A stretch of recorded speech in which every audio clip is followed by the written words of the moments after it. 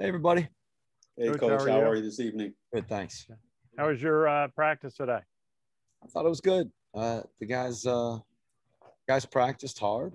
I thought we did a much better job this Monday coming off of the Saturday practice. A lot of times when we're in pads and there's a lot of competition and I think they feel like getting in shells and not having a chance to compete as much is a little bit of a letdown.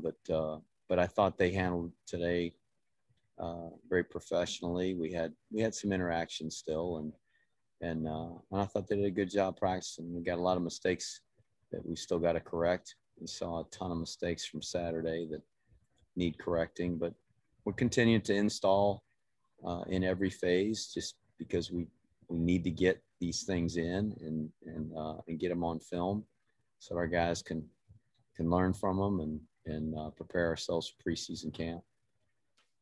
Coach, Saturday you said that you'd have to look at the film and evaluate it, and that's being a teaching opportunity for your players. Is there any players that stood out when you watched the film of Saturday's scrimmage? Well, I think there were some guys that made some good plays. Some guys that are nice surprises. Austin Hill moved from inside linebacker to defensive end, and I think he's having a really good camp. Simon Dellinger is a freshman tight end. He's just really developed physically, gained some weight, went to our prep school, and is now getting through his freshman year. I think he's doing a really good job. I mean, he didn't have a great scrimmage, but I think just having a good spring camp. I'm excited about the depth we got at quarterback, and that's something it's often hard to come by, is having enough guys that you really feel good about. But we've got a lot of guys at that position that started football games. Tyler,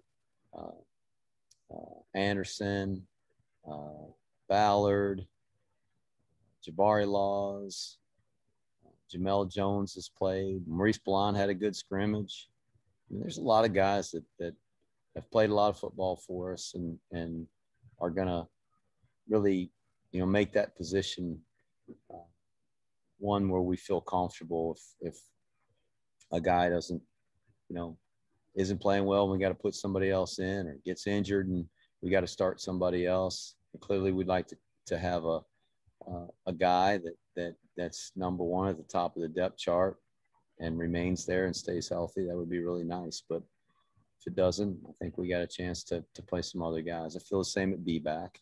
I think that's a good group of guys. Offensive line starting to come together. We're a little bit of a hodgepodge mix there because we've had some guys that we've held out, some guys have been injured, some guys switching positions, just trying to come up with the best combination of 5 players there. But that group will come along and they get coached hard, and those guys are really a bunch of tough guys. So I know that they'll battle. Slot back group's a good group, and working on the depth at receiver.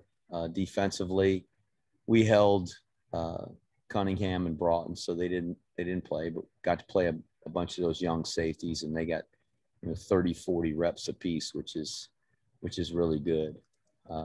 We held Eric Smith, and Spencer Jones was out, so those guys have been at the top of the depth chart. Kamante Yao, who we expect to be ready to play, he's hobbling around with an injury right now. So again, we got a bunch of young guys, some reps there, and finding out about them. Andre Carter continues to impress us. He improves as he matures, and I think he's getting better this spring. So excited about him. So there's just a lot of things going on that we're happy with in terms of improvement and young guys getting some reps, but or some opportunities to at least prove themselves. We played 86 snaps on Saturday and 16 special team snaps. That I don't know what the math on that is, but 100 so plays with the special teams, and we had 161 missed assignments. So a lot of guys still making mistakes, and we got to get that corrected. Coach, Charles Grievous here. How are you, first of all? Good, Charles. Thanks. You. Thank you. I've heard other coaches of other programs talk about the uniqueness of spring practice, whereby one coach said that what he loved about spring ball is that there's no game at the end of the week, and you aren't really working on game plan preparation, but really working on playing the game of football itself, your offense against your defense, hence making some real growth, especially for the younger guys, as you just mentioned. Can you provide me with your thoughts surrounding the significance of spring ball for you and the Black Knights program? To improve fundamentally, that's really what we're hoping to get out of it, for our guys to become better blockers, to become better at defeating blocks, tackling people, taking care of the ball, assignments, so that we don't have 161 missed assignments on 100 plays. That's really what it's for, is for our guys to be better prepared for preseason camp, and for the young guys who haven't played to really learn the speed of the game. When we put scout team guys out there, particularly our offensive scout players that are scouting for our defense, it's not always full speed playing football. It's just hard to do that. It's hard for them to simulate it. And when they screw something up on the scout team, two guys running at each other, and then they're falling on the legs of a guy that we really need to be in there on Saturday, and we get somebody hurt. So it's got to be really controlled. And so they don't learn the speed of the game at this level. And I think the spring is really good for that. I like the fact that we have some scrimmages, and we kind of treat it like game day, and we do them on Saturdays. We incorporate the special teams into the scrimmages so that our guys do get the sense that it is more game-like, and we treat the spring game like a big deal, like it is the opening game of the season. Though it closes the spring practice session, I think that's a great reward for our players, and they really look forward to it, and it means a lot more to them than maybe an outsider looking in would realize. Okay, and you said you're working on the depth at receiver. In the beginning of the 2020 season, wide receiver Isaiah Austin showed that he can truly be an impact weapon. How has he performed thus far this spring? We've held him out, frankly.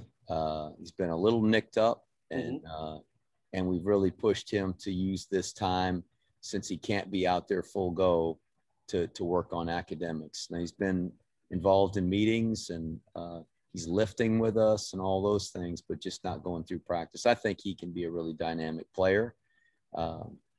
He's a lot like Edgar Allan Poe. When you throw the ball up his way, I think he's got a good chance to come down with it, and does a really good job judging the ball. And he's got some growth to make, both physically and mentally, but he's a freshman. So I'm excited he's in our program, and that Coach Gaither does a great job coaching that group, and guys like Sean Eckert, who's now going to his senior year. It's hard for me to believe. He's really improved. Ryan Jakovic is starting to pass people up at the position, and he's really starting to develop. Fun to watch him play. Regan Donaldson's out this spring with an injury. Vache Danion's out this spring with an injury, but I think both of those guys have a chance to help us. And there's guys like Mike Roberts and Jalen Moy that have been around a long time, and you and I've talked about those guys in the past. So there's some veteran guys. Cole Catterbone is just a good, tough football player. He's not what most people would say. If you're going to go recruit a wide receiver, that's what he should look like. That's the skill set we want. But he can play here because he's tough, and he does everything we ask of him. And so I think he's gonna be a lot more productive this year after having played and gained some confidence a year ago. Thanks, Coach. Appreciate it. You got it, Charles.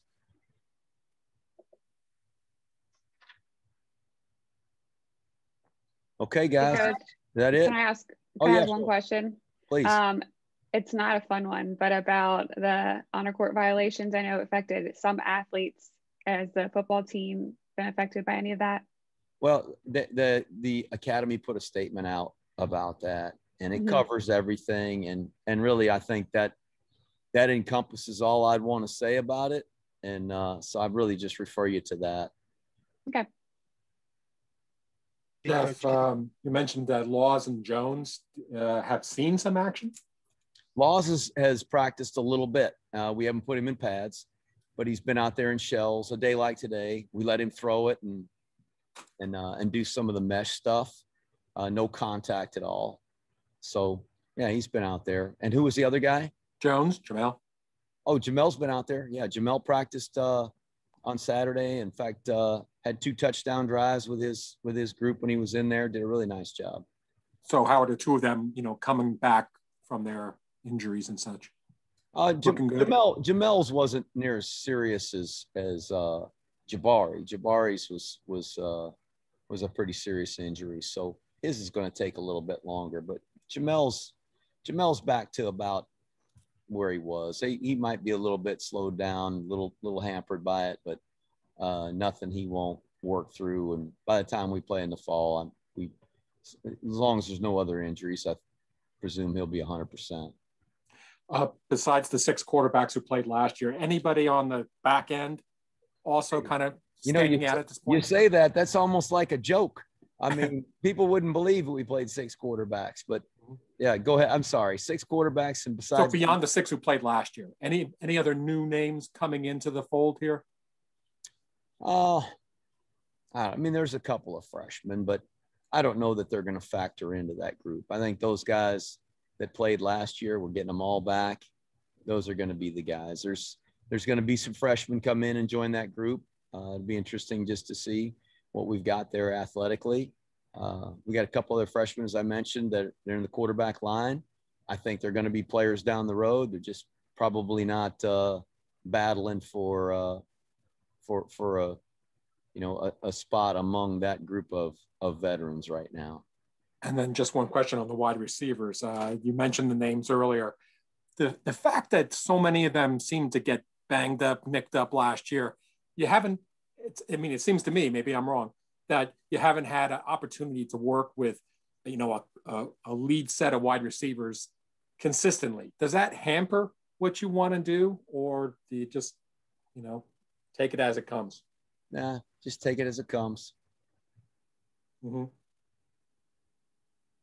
Hey, Coach, do you have a target date for Jabari Laws as far as like getting them into the contact, or is that going to wait till preseason camp, you think? Yeah, we won't put him through any contact in the spring, Sal. We'll wait until preseason camp. We anticipate he's going to be ready for preseason camp. And even then, we're going to be very cautious with him. I think it's fair to him, and we just got to ease him back into it. But he's such a competitor, and we've all seen what he's capable of when he's healthy. So the key is we just want to make sure he's healthy. And it's one more. You were talking about the young safeties who might have got a chance on Saturday's scrimmage. Is Aaron Bibbins one of those guys that is in the mix there? He is. Leo Lowen, Aaron Bibbins, both of those guys, DeAndre Tobias, that group of guys. And so, they're going to develop. They're going to be players in the future. They're going to play on special teams right away, right now. Some of them played last year on special teams and a good bit. But as the season goes and guys get injured, you're going to see those guys in games. So we're pleased with them athletically. They're making some mistakes, but they're also freshmen, and hopefully they're going to grow out of that. Does Bo Nicholas, Paul's kickoff return for a touchdown Saturday, put him in the mix there for Sure. 2021?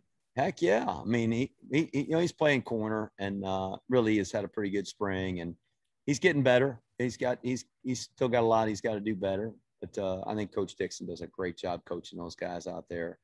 And he also coaches the kick returners and punt returners, and Bo did a nice job. He caught the ball and he ran as fast as he could toward the other goal line, and that's a great way to return a kick. And so if he'll do that and continues to make plays there, we certainly want to give him a chance to do it. Have a great night, everybody.